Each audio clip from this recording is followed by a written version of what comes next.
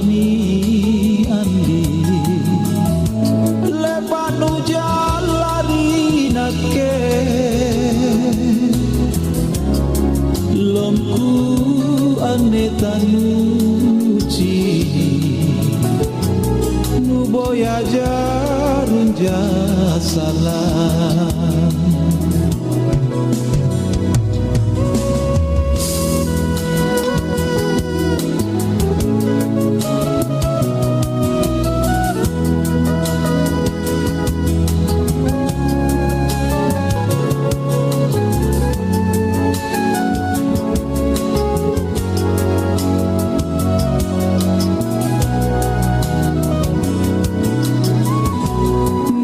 Kokito centomi andi nyawaji kurikau apa aremontu kau nanu gini palakama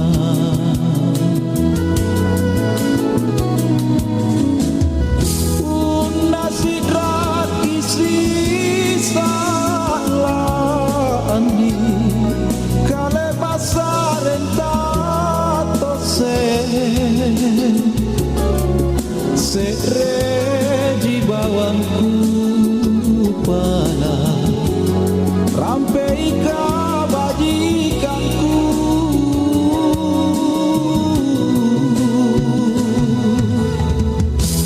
ale urang itu mami andi lebanu jalari nake longku ane tanuci nuboya jarunja salam longku ane tanuci nuboya jarunja salam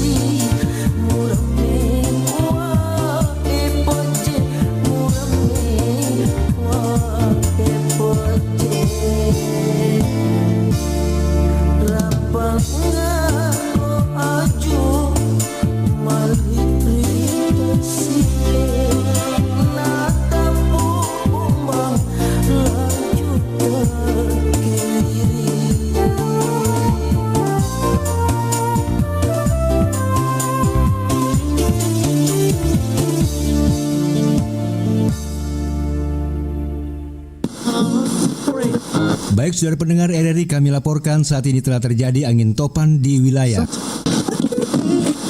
Telah terjadi bencana tsunami di wilayah Jepang akibat dari gempa bumi laut Jepang tahun 2024 ini. Saat ini kami sedang berada di tenda pengungsian bagi korban bencana banjir. Saat ini kami sedang berada di lokasi tempat bencana kebakaran hutan terjadi dan tim petugas sedang mencoba memadamkan api. Dampak dari pemanasan global yang terjadi mengakibatkan mencairnya es di kutub yang memicu perubahan iklim yang dapat mempengaruhi ekosistem laut dan darat.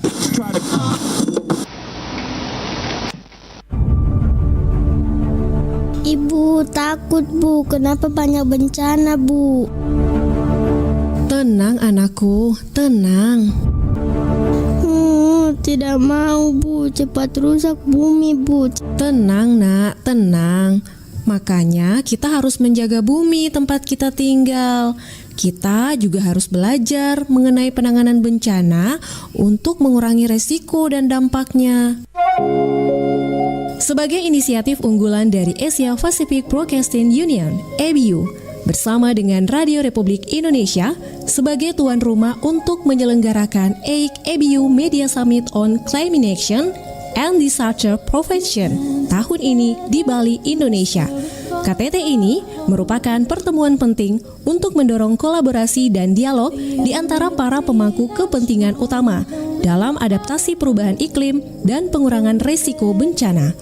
Dalam waktu 5 tahun, sudah 90 lembaga penyiaran termasuk Radio Republik Indonesia, serta lembaga yang ada di kawasan Asia Pasifik, Afrika, negara-negara Arab, dan Karibia telah terlibat program ini. Dengan tema tahun ini, yaitu Media Saving Lives, yang menekankan peran penting media dalam mitigasi dampak bencana terkait perubahan iklim, peringatan dini, dan meningkatkan kesiapsiagaan bencana di kawasan Asia Pasifik. Ayo, dukung ABU Media Summit on Climate Action and Disaster Prevention pada 6-7 Agustus 2024 di Bali, Indonesia. Iklan layanan masyarakat ini dipersembahkan oleh Radio Republik Indonesia Toli Toli.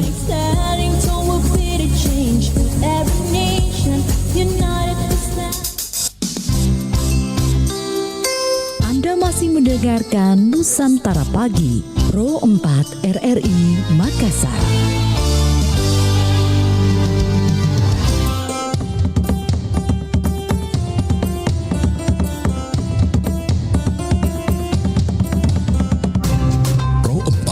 Suara Budaya Sulawesi Selatan.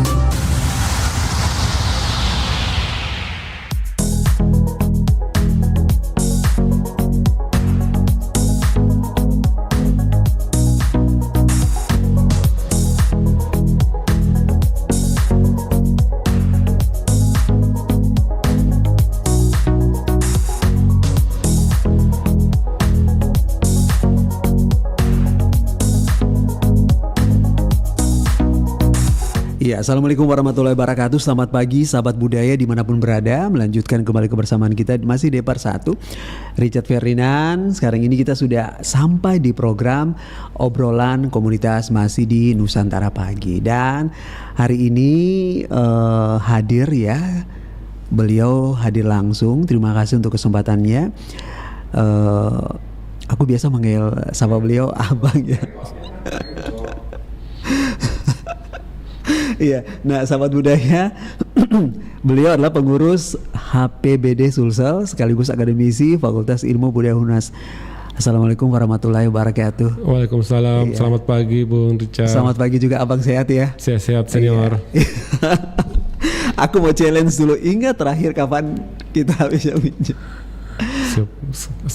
Ingat terakhir kapan? Terakhir sebelum Ramadan ya, sebelum karena kita Ramadan. nongki di kafe di sebelah. Wah, dari situ kita menikmati sajian hangat. Yakin sebelum Ramadan? Sebelum Ramadan. Sebelum Ramadan ya. Iya. Kalau saya ingat ya kayaknya awal tahun kayaknya. Awal tahun ya.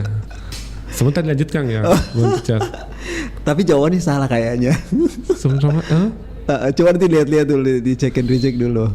Saya pikir sebelum Ramadan kan waktu itu kan kita di sebelah itu waktu nongkrong atau setelah Ramadan, sebelum Ramadan. Sebelum Ramadan ya. Iya. Oh berarti nanti dicek dulu deh flyernya nanti kapan. Siap, sebentar. Abang sehat ya? Sehat. Oke, terima kasih. Ini hari ini sahabat budaya kita berbicara mengenai atraksi wisata kekinian berkearifan Tulembang di kawasan Malino ya. Nah sebelum kita lebih jauh ke sana, saya mau boleh abang? Ada masih ada di Sapa satu kami apa tandem. tuh? Oh iya. Kami tandem dengan Pak Guru. Oke, berarti sekarang beliau ada di Ruang Zoo. Saat ini udah terhubung. Iya. Oke, saya kalau gitu saya selamat pagi dulu sama saya paginya beliau apa mohon izin? Pak Akbar Pak boleh, Akbar ya. Kakak Akbar boleh. Aku panggil kakak aja nih Kakak ya. Akbar saja. Iya. Selamat pagi Kakak Akbar Amri. Kita terhubung ya. Kakak Akbar Amri. Selamat pagi. Oke. Kakak bisa mendengar saya. Oke, semoga nanti dalam perjalanan perbincangan kita Kakak Akbar boleh bergabung ya. Iya. Beliau sama-sama juga pengurus HPBD Sulsel dan juga beliau adalah guru bahasa Makassar pemerintah Kota Makassar. Abang boleh cerita dulu ini sebenarnya HPBD Sulsel ini apa, Bang? Iya, HPBD itu adalah sebuah komunitas yang sangat intens dengan pelestarian bahasa daerah Sulawesi Selatan. Jadi HPBD Himpunan Pelestari Bahasa Daerah Sulawesi Selatan itu berdiri sudah kurang lebih 2 tahun. Oke. Iya. Bahasa daerah Sulawesi Himpunan Selatan. Pelestari Bahasa Daerah Selatan. Kami terdiri dari pemerhati bahasa daerah, ada seniman, ada wartawan, guru, akademisi, tenaga kependidikan, karyawan hotel, mantri, suster, bermacam-macam kami dalam. Jadi bukan cuma profesi guru dan dosen ya. Nah. Kami bermacam-macam di dalam. Jadi bisa dikatakan maksudnya banyak warna di dalamnya. Kolaboratif yang berwarna. Ya, itu. Nah, apa sebenarnya Abang mohon izin ya sama Kakak Akbar juga Amri yang saat ini terhubung bersama kita. Mohon izin ini mari silakan. Oh oke. Oh berarti aduh terima kasih sekali ya. Suara saya gimana? Iya. Oke. Oh ya Oman makasih ya. Sudah bantu. Iya. Selamat pagi Kakak Amri. Kakak Akbar Amri selamat pagi. Pagi. Ya selamat pagi akhirnya. Pagi. Kakak sehat ya? Nah, jelas sehat kan?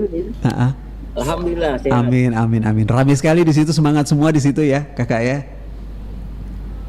Iya, dari sekolah, perpustakaan. Iya. Nah, Kakak nanti sebentar boleh menambahkan dia disampaikan oleh Abang Sumarlin di sini. Nah, apa ya sebenarnya sebelum kita menuju pada tema utama kita, apa sebenarnya maksudnya melatar belakangi dari pendirian kegiatan ini, Abang? Dari komunitas ini yang salah satunya melatar belakangi tentunya adanya keprihatinan semakin tergerusnya bahasa daerah, semakin sikap bahasa daerah tidak sama dengan bahasa Indonesia. Generasi muda, generasi Z, bahkan anak-anak usia dini banyak hasil penelitian yang tidak memakai bahasa daerah, termasuk sikap bahasa daerah di rumah itu sangat memprihatinkan.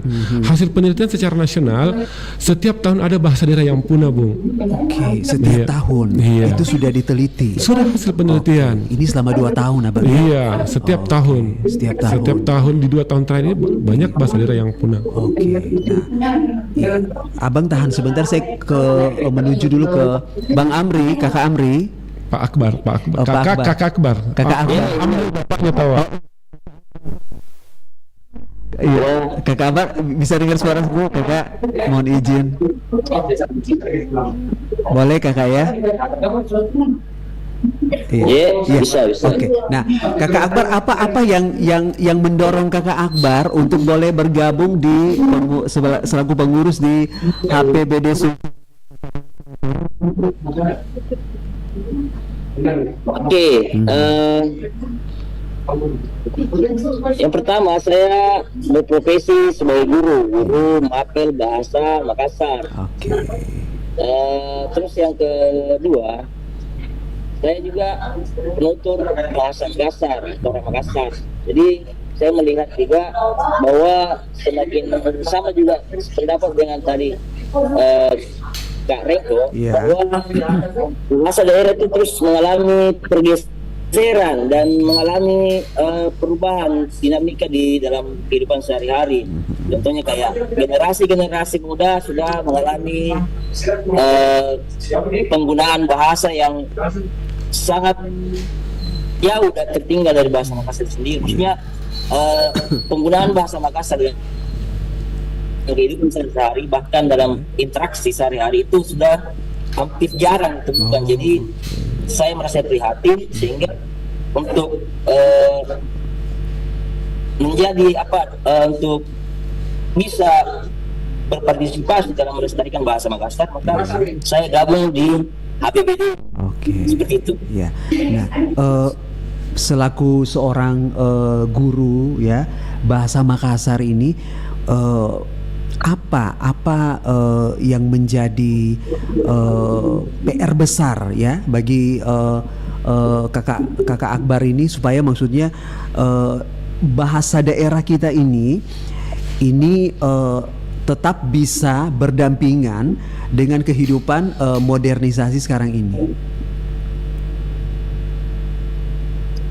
Ya, kalau pandangan saya,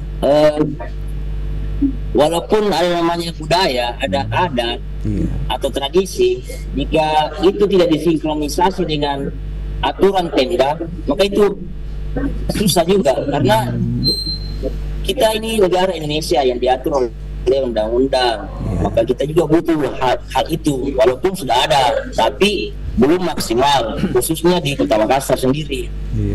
Itu kan. Abang boleh menambahkan?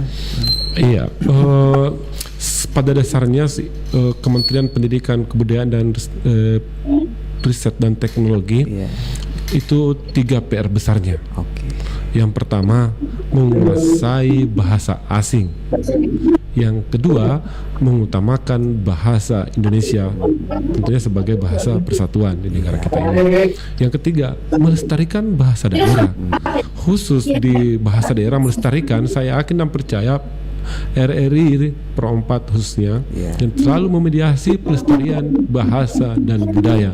Ini bukan hanya PR guru, bukan hanya PR dosen di khususnya Departemen Sastra Daerah, tetapi semua menjadi beban untuk melestarikan bahasa daerah kita ini. Bung Richard sebagai penyiar tentunya menyiarkan lagu-lagu bahasa daerah pada program tertentu adalah salah satu bentuk pelestarian.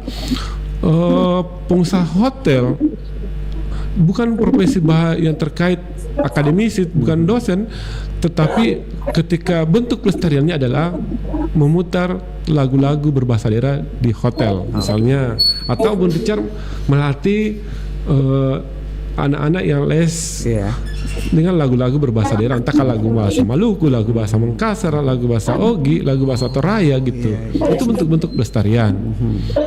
Banyak ranah untuk melestarikan bahasa daerah. Orang pasar tentunya melestarikan bahasa daerah di pasar. Akademisi tentunya dengan pengkajian lebih dalam. Kalau di Jawa ada namanya koran yang berbahasa Jawa, berbahasa Sunda di Jawa Barat. Kita di Sulawesi Selatan belum ada koran online yang berbahasa daerah. Tahun-tahun sebelumnya juga RRI ada programnya membaca berita berbahasa daerah. Sekarang saya merindukan membaca berita berbahasa daerah itu. Entahkah itu masih mimpi atau bukan, atau membuka tabir yang sudah hilang itu. Itu salah satu bentuk pelestarian. Nah, untuk Kakak Akbar dan juga Bang Amri, sebelum kita menuju ke tema besar kita hari ini, akan sangat menarik ketika bahasa daerah ini kan sebenarnya kan adalah identitas kita ya, selaku orang Sulawesi Selatan ya. Nah, bagaimana supaya maksudnya kita ini bangga, abangku, bangga bahwa ini Sulawesi Selatan, kita punya budaya yang sangat aku bilang ini salah satu budaya yang bisa dikatakan budaya yang salah satu yang cukup besar di Indonesia ya. Kita punya lagu daerah, ya kan, kita punya bahasanya juga, kita punya makanannya, kulinernya juga, kita punya baju daerahnya juga. Nah, bagaimana supaya maksudnya kita selaku orang Sulawesi Selatan ini kita bangga loh, oh inilah ini kita punya. tentunya punya landasan jelas. Iya. Undang-undang pemajuan kebudayaan itu sudah termuat apa-apa yang mesti dilestarikan. Saya kira sudah berulang kali di sini. Yes. Terus masuk di peraturan daerah Sulawesi Selatan. Tapi mohon izin Abang. Tapi terkadang akhirnya kan cuma ya udahlah sekedar lewat atau gimana. Ini menjadi memang pelestarian dibandingkan dengan bahasa mengutamakan bahasa Indonesia kan sudah jelas. Yeah. Kita berbahasa Indonesia di ruangan studio ini. Oke. Di bahasa daerah memang tanggung jawabnya dinamikanya luar biasa. Ada guru bahasa daerah tapi tidak mengerti bahasa daerah. Misalnya guru matematika yang mengajar. Banyak memang PR masih menjadi PR. Di nama-nama tempat kadang-kadang kita di Sulawesi Selatan ini masih diwarnai dengan bahasa-bahasa asing. Ya kan? Istilah-istilah asing ngapain padahal belum tentu ada bule di situ. Supaya biar lebih kalau gitu ya. Iya betul. Kalau Bun Richard misalnya jalan-jalan ke Cina atau ke Arab ya tidak ditemukan di situ bahasa Inggris, yang ada bahasa Arab kalau di Arab, bahasa Cina kalau di Cina. Seperti itu. Kalau di Thailand ya tulisan Tagalog gitu. Jadi kita memang mesti punya sikap seperti itu. Kalau TNI bilang NKRI harga mati, maka Bun Richard mesti bilang bahasa daerah juga harga mati dong. Harusnya. Iya. Iya. Iya. Kakak Akbar boleh menambahkan kakak? Salah satu yang kita bangga menurut saya itu yang pertama ada influencer. Jadi kami kan ini merupakan salah satu influencernya dan termasuk Pro4 RRI ini tidak termasuk dalam bagian itu. Jadi bisa bagaimana masyarakat itu, apakah mereka masih ingin budayanya lestari atau tidak, karena hari-hari ini kita lihat juga perkembangan teknologi, kita bisa memanfaatkan seperti itu, kayak memviralkan sesuatu yang berbau budaya, adat dan tradisi. Mungkin seperti itu yang saya sampaikan. Oke. Iya. Nah, jadi kakak Akbar sama Abang Sumarlin kita jeda sedikit dulu ya. Boleh. Aku tahu ini sudah sangat menarik sekali ya. Aku tahu dari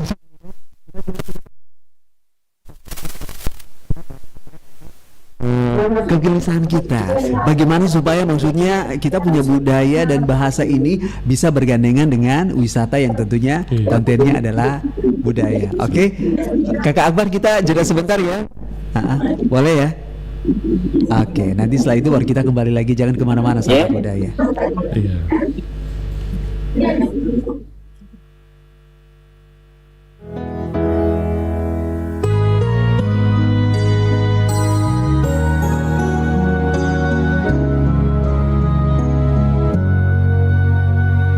Manilin padang kutiro tomo male umboko ina senga liu molinoku kasumpuan mo lalanku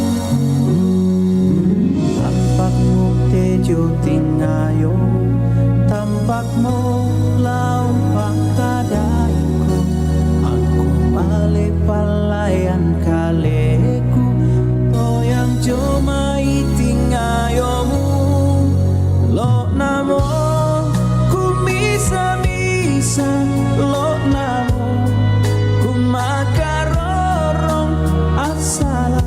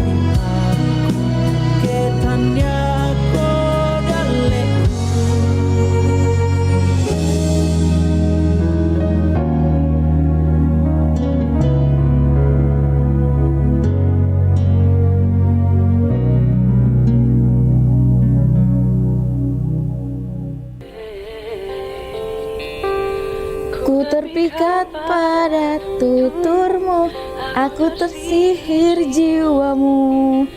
Nah, ini nih cocok nih buat konten video aku. Mau aku up di media sosial, pasti viral. Ngapain?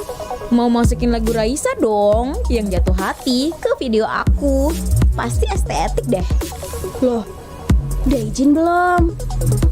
Hah? Izin? Kok pakai izin segala? Ya iyalah, itu namanya hak cipta, bagian dari haki, hak kekayaan intelektual. Ya elah, masa gue harus izin sama Raisa sih? Izinnya ya sama penciptanya lah, atau pemegang hak cipta lagu tersebut. Ada undang-undangnya loh, Undang-Undang nomor 28 tahun 2014. Kamu nih bisa dituntut 1 sampai 7 tahun penjara dan denda jutaan rupiah. Gitunya, cuma 1 lagu kok.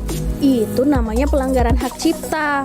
Bukan cuma itu aja loh, bisa berupa merek dagang, desain, produk, dan masih banyak lagi loh. Ngeri deh. Ngerti kan sekarang? Ngerti dong, masa nggak ngerti?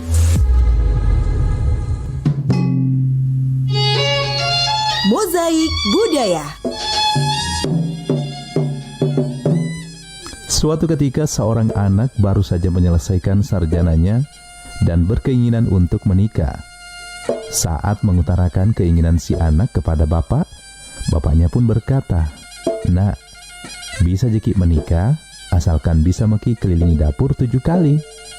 Pesan ini ditujukan kepada anak lelaki yang hendak membina rumah tangga, karena posisi lelaki setelah menikah secara mutlak menjadi kepala keluarga. Ia menjadi tulang punggung keluarganya dengan setumpuk beban dan tanggung jawab yang harus ia pikul. Mengelilingi dapur 7 kali, gambaran di mana seorang laki-laki harus mampu memberikan nafkah lahir dan batin kepada istrinya dan bertanggung jawab agar dapur keluarga tetap mengepul setiap harinya. Pro 4, Suara Budaya Sulawesi Selatan.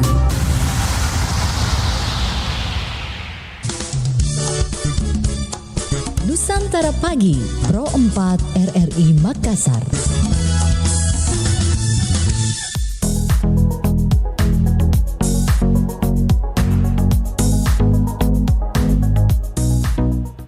Iya, sahabat budaya, kita lanjut lagi ya, dan masih terhubung dengan 2 sahabat baikku di sini ya, 2 narasumberku. Kakak Akbar masih mendengarku, kakak? Iya. Oke. Iya. Bang Sumarli masih semangat ya? Iya. Oke. Nah, sahabat budaya, jadi sekarang kita menuju ke tema besar kita, yaitu atraksi wisata kekinian berkearifan Tulembang di kawasan Malino. Nah, sebelum saya menuju ke Kakak Akbar, saya ke Abang Sumarli dulu. Ini saya udah tahu udah penasaran sekali ya. Nah, Abang, ini maksudnya gimana nih? Sebelum kita menuju ke berkearifan Tulembang di kawasan Malino, atraksi wisata kekinian ini boleh dijelaskan dulu? Iya, 3 tahun terakhir ya, pemerintah Kabupaten Goa memprogramkan itu summer camp. Oh iya, summer camp. Iya, atau Beautiful Malino. Oke. Ini sesuatu fenomena baru termasuk di selatan ya, fenomena sesuatu yang baru. Iya, oke. Tapi jauh sebelumnya itu para pemerhati lingkungan itu sudah sering ya dalam hidupnya, dalam kegiatan-kegiatannya itu melaksanakan camping atau misalnya penanaman pohon. Ternyata itu sangat berefek positif bagi masyarakat Tulembang. Tulembang itu adalah masyarakat yang tinggal atau berdomisili di dataran tinggi, Richard. Efeknya banyak, misalnya hunian semakin hidup. Atau hotel-hotel atau wisma-wisma atau villa-villa semakin hidup. Terus atraksi kuliner juga semakin banyak. Kalau kita sebelum-sebelumnya hanya kenal cendol Malino, paluce la Malino, itu kan hal khas, atau dodol Malino, tenteng Malino itu sekarang semakin varian. Nah, itu efek positifnya. Tenteng juga. Tenteng Malino semakin, itu kan semakin varian ya. Itu kan termasuk atraksi wisata yang berbasis kuliner.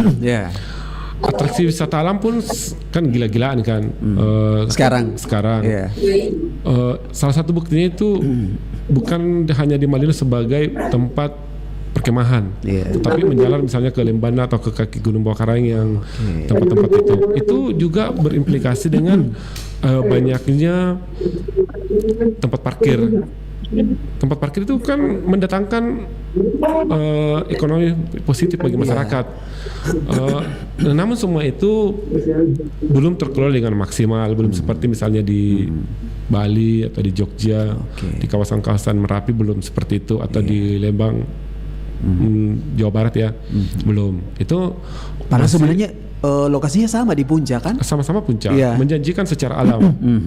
Secara kearifan lokal juga masyarakat, bagaimana masyarakat dekat dengan alam juga itu bisa menjadi media-media edukasi untuk anak-anak usia TK, SD sampai SMA, bahkan dunia kampus juga. Bagi masyarakat umum juga itu mengajarkan bagaimana alam dekat dengan manusia, manusia juga dekat dengan alam.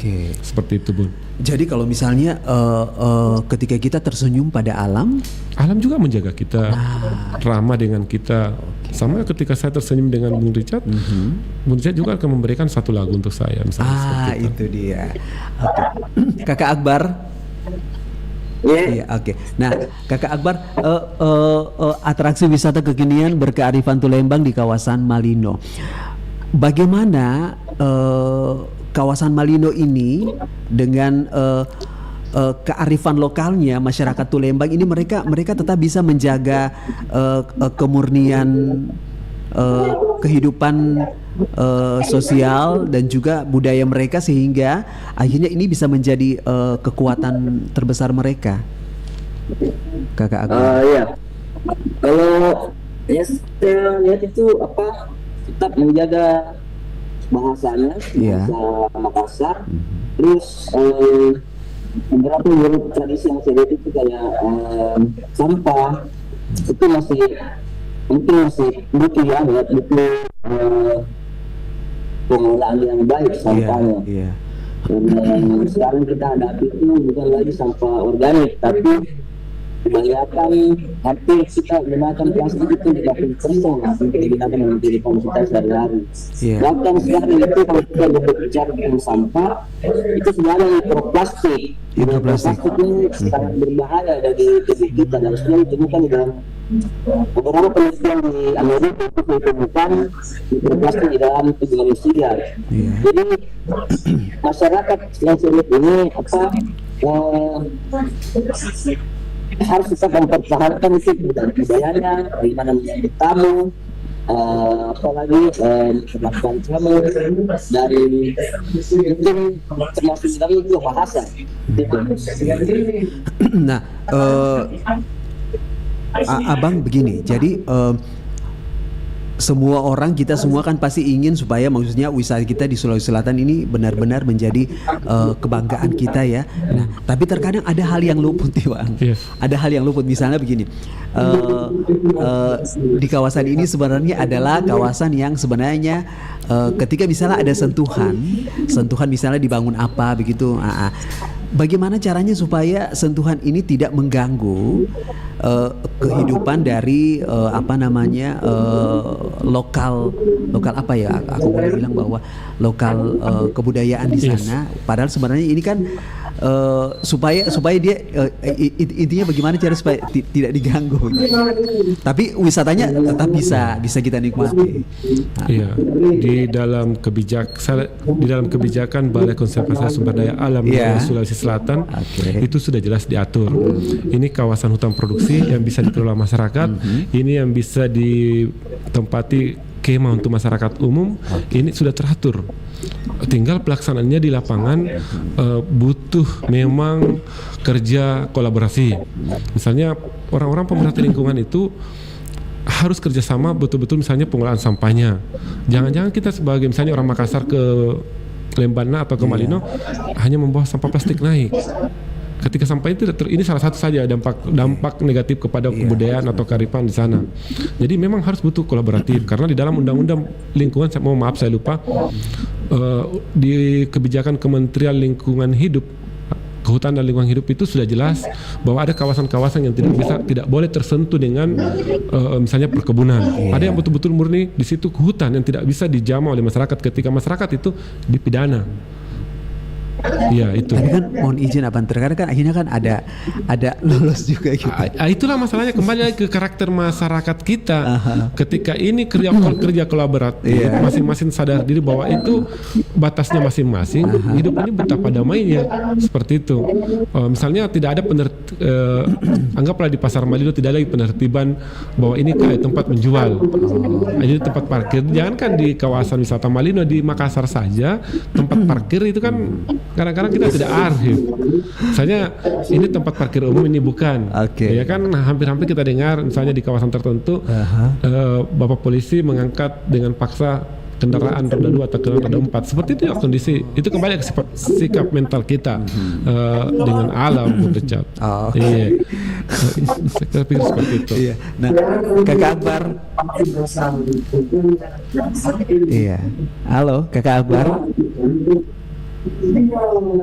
Iya. Nah, Kakak Akbar bagi menyambung dengan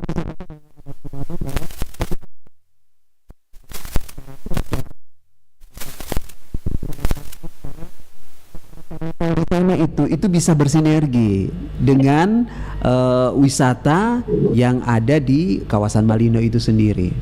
Artinya maksudnya mereka tetap dengan kehidupan karakter asli mereka, tapi tetap membuka diri begitu loh, dengan perubahan-perubahan yang ada yang masuk berdampingan dengan mereka. Mohon izin.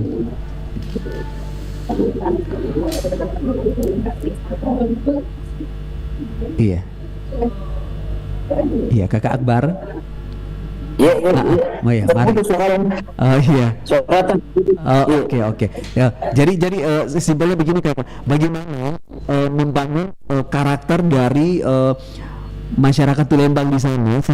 Ketika misalnya ada perubahan-perubahan yang datang, ini mereka tetap dengan mereka bisa menerima itu, tapi tidak menghilangkan karakter asli dari kehidupan budaya mereka.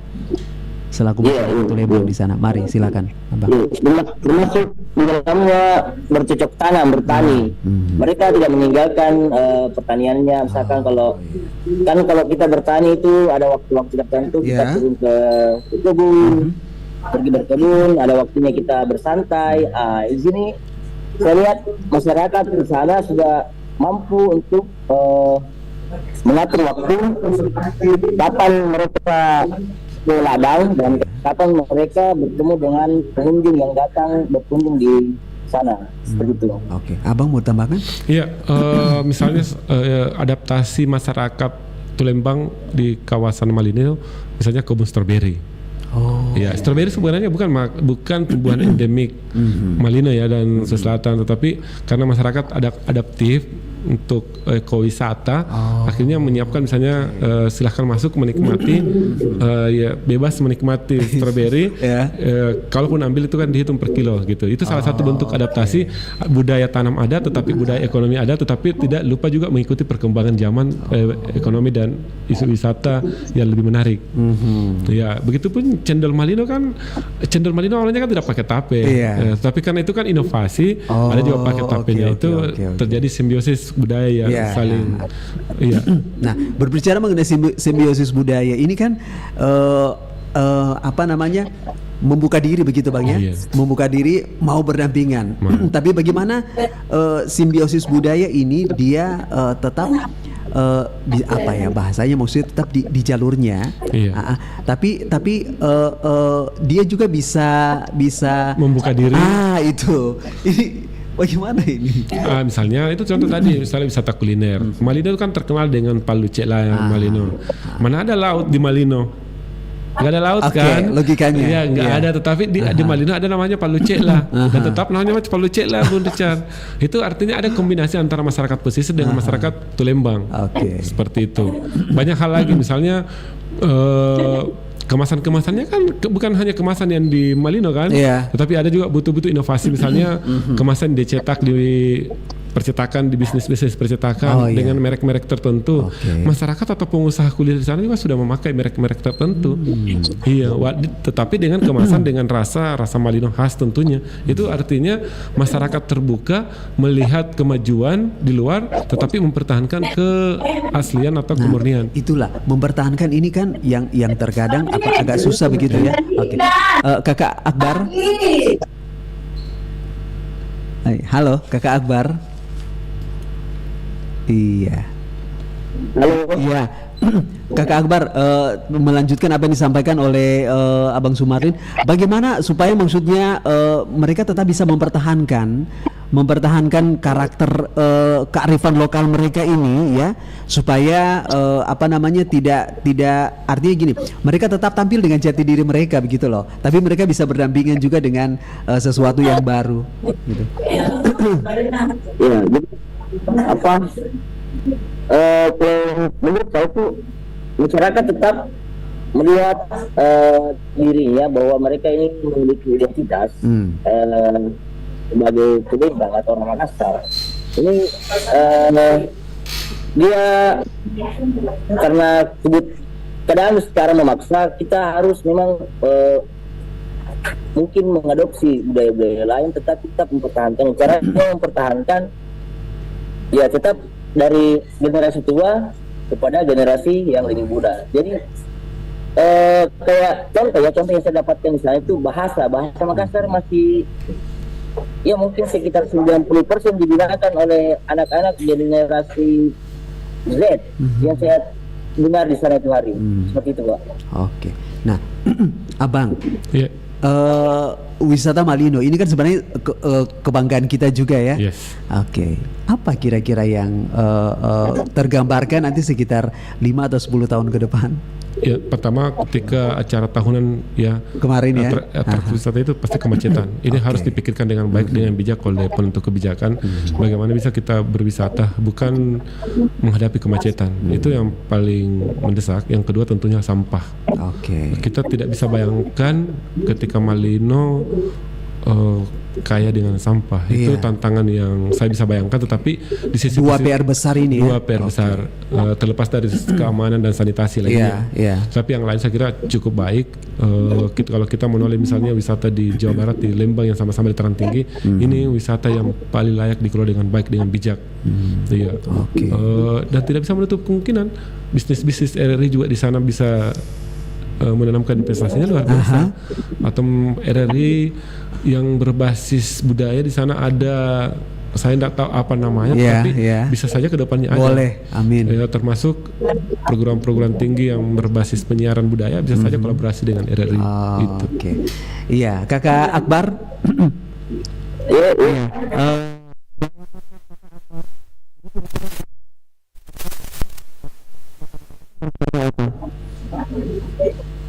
Halo. Iya. Bayangannya Kakak Akbar, kira-kira nanti 5-10 tahun ke depan kawasan wisata Malino ini seperti apa? Apa yang harus dipertahankan dan apa yang harus bisa di PR besar kita tadi sudah disampaikan oleh Abang Sumarlin bahwa sampah dan juga parkirnya ya. Yes. Mari Kakak. Sebelum pertama pembukaan lahan untuk pertanian sedianya itu dibatasi lah. Ada batas. Karena yang saya lihat itu pembukaan lahan yang lumayan menggila yang saya lihat, sehingga ada beberapa orang yang saya tanyakan bagaimana kondisi Malino. Dia tuh mengatakan bahwa kondisi Malino sudah tidak sedingin yang 5 tahun yang lalu. Sehingga memang perubahan iklim yang kita rasakan juga berdampak dari pembabatan hutan, pembukaan lahan, seperti itu. Yang kedua, penggunaan sampah plastik. Jadi saya katakan tadi bahwa sampah plastik sudah ditemukan yang namanya mikroplastik yang sudah ada di dalam tubuh ikan, bahkan sudah ditemukan di dalam tubuh manusia. Yang itu bahayanya menyebabkan kanker. Terus yang ketiga,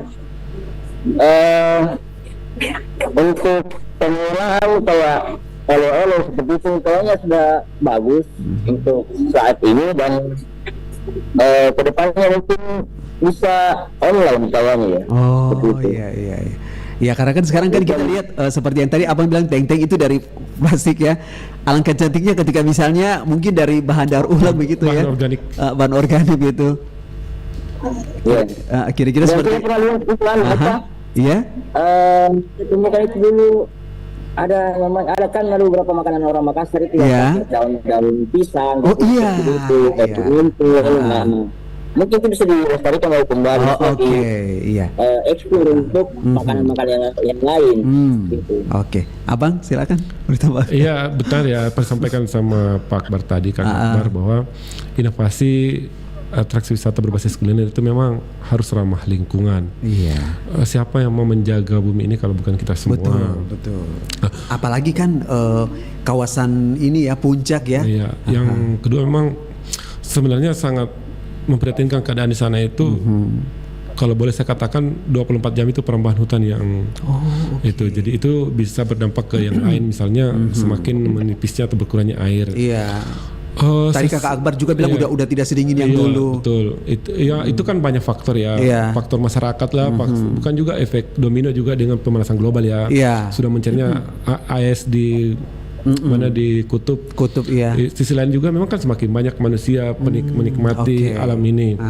Salah satu bukti yang sangat parah juga Bung Richard, Sungai Tangka itu hulu Sungai Tangka yang mengalir ke Senja itu ketika musim kemarau ada yang kering. Itu saya dapat kemarin dari bincang dialog pemerhati lingkungan. Padahal 10 tahun yang lalu itu Sungai Tangka tidak itu, ya walaupun kemarau seperti apa. Terus sampai di pos 5 juga sudah selang masyarakat naik. Dulu tidak. Bayangkan betul. Efek dari lingkungan ini. Selang di pos 5 itu sudah sampai selang-selang rumah tangga. Prihatin juga ya. Jadi kita coba bayangkan 10 tahun ke depan keadaan Gunung Bawah Karang ini, kalau kita tidak prihatin, tidak menjaga, tidak bersahabat dengan alam, oke, wisata tetap maju, tetapi alam kita tetap mencintai alam. Iya, Kakak Akbar. Singkat aja Kakak, pesan apa yang ingin disampaikan kepada masyarakat kita ini?